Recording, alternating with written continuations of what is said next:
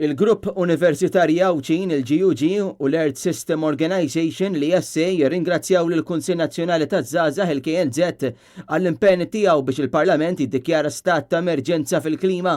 L-appell tal-KNZ sar possibbli grazzi għal mozzjoni li ressaq il-Partit Nazzjonalista fil-Parlament li waslet biex il-Gvern jibdel il-pożizzjoni tiegħu u bekk Malta saret il-5 pajjiż fid-dinja li ddikjarat dan. Il-GUG qal li permezz hekk inġibet aktar importanza tarfien dwar din il-kriżi b'żgħażagħ u diversi organizzazzjonijiet oħra jagħmlu l-parti tagħhom lejn viżjoni aktar ekoloġika għall-futur.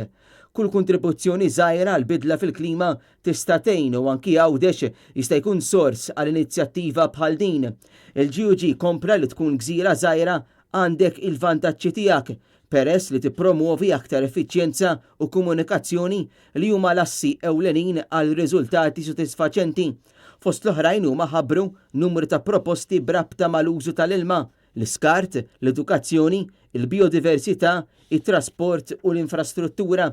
Il-grupp sostna li hija responsabilità u dmir ta' ċittadini Maltin u l-Awċin li jipproteġu lill-Gżejjer tagħna u jgħinu fil-ġlieda kontra l-effetti negattivi tal-bidla fil-klima.